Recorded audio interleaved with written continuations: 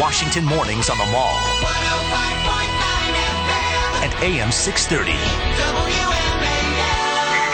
8:37 on WMAL, where Washington comes to talk. Brian Wilson, Larry O'Connor on the Newsmaker talk line. We have Steve Moore from the editorial board of the Wall Street Journal, and I have been dying to talk to you, Steve. Thanks for joining us. I've been wanting to talk to you since you sat down and had a conversation with Speaker of the House John Boehner, and how John Boehner told you that during his negotiations with the President of the United States, President Obama repeatedly told John Boehner, "We don't have a spending problem." Did your jaw just about hit the table when you heard that?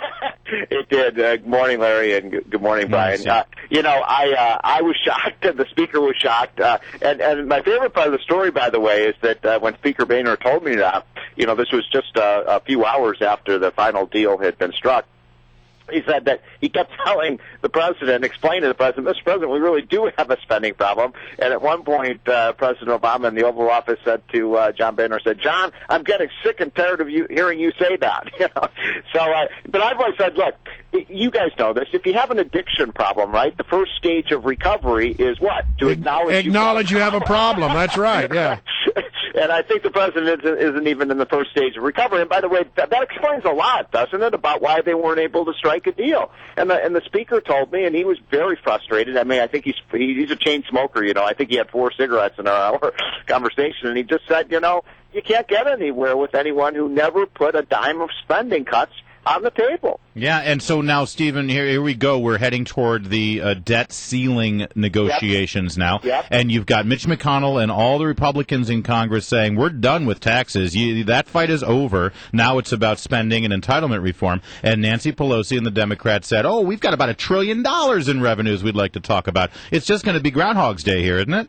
It really is. And, I was surprised. I'm not surprised. We had predicted this at the Wall Street Journal editorial page. It wouldn't be long before the Democrats realized that, soaking the rich doesn't actually get you that much money, and that they're going to have to come after the middle class. And anybody out there who thinks that it's only going to be the 2% who are going to pay higher taxes, you must have also thought the stimulus plan worked. But what surprised me, really surprised me, I don't know about you guys, was the ink wasn't even dry on the tax deal they just signed, and they were already calling, as you just said, for another $1 trillion of taxes. And by the way, I don't know if you all heard, I think it was the senator from Illinois, Dick Durbin, this weekend, I think he was on CNN, and he said, well, I think what we're going to need is an energy tax, which means, of course, higher gas taxes, higher taxes at the pump, and so on.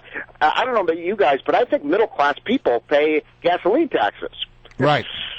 And in fact, in Virginia right now, they're talking about doing away with the gasoline tax because they think that might help the middle class, and then changing some other taxes. Well, the bottom line is we're now in for another fight here when it comes to the debt ceiling.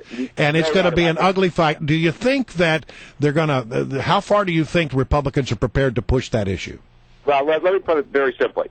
If the Republicans were to agree to a tax increase this year or next year, I believe there would be a third party emerge in this country. The Republicans cannot agree to even a penny more of taxes. The Democrats, guys, they got their tax increase, right? They got their pound of flesh out of the rich people. Now it's all about reforming the spending problem. And yes, Mr. President, there is a spending problem. When you're spending $4 trillion a year and you're borrowing $1 trillion of that, yeah, you got a spending problem. And I think that the Republicans have that message, by the way, but we have to amplify it. Not a dime more of taxes, Mr. President. You said you were going to tax the top 2%. You did that. Now let's get serious about reforming these entitlement programs that are blowing this enormous hole and putting our economy in such jeopardy. But, Steve Moore, the question is, are the Republicans willing to, and should they be willing to, go as far as a government shutdown as these negotiations push forward?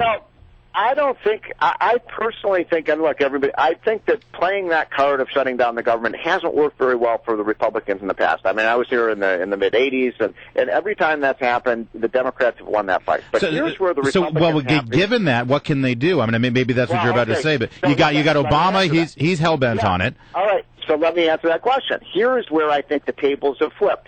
President Obama in these past negotiations had the upper hand. Why? Because all of the taxes were going to go up automatically if they didn't reach a deal. Now, here's where the Republicans have the upper hand. There is something called these automatic across-the-board sequester cuts. Those start on March 1st. Guess what? Those happen automatically, and they happen every year now for the next 10 years. Ironically, it was Barack Obama who created that doomsday machine, and now the Republicans can just simply sit back and wait.